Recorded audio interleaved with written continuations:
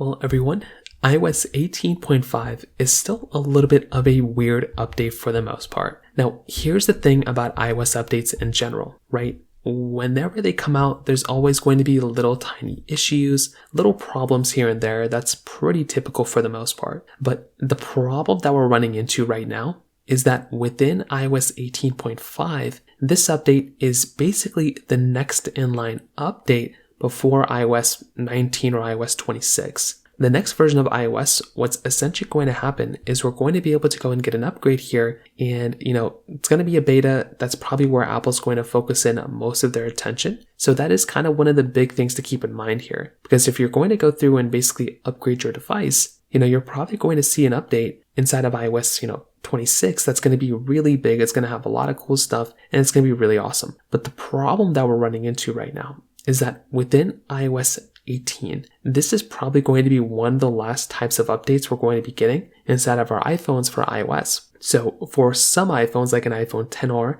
iPhone 10s and iPhone XS Max, there's a very high likelihood those particular iPhones might actually, end up getting might not end up getting like the next big version of software. So iOS 18 might be the last one they end up doing. So if that ends up being the case, then we're going to be really stuck in this position where a device like an iPhone, 18.5 device might end up still being a little bit glitchy, might still end up having some issues. And I don't know if Apple will go through and kind of fix and address those issues on that version of software, right? That's kind of essentially the main problem that we're running into. So I kind of look at it and I'm like, well, if that ends up being the case, then Apple won't really have much of a choice other than going through and kind of upgrading our devices and, either moving all the iPhones that are on iOS 18 over to the next version of iOS just to fix the issues. Or what's probably going to end up happening, I think, is that Apple's going to probably abandon the iPhone XS, XR, XS Max, leave that at the last version of software on iOS 18,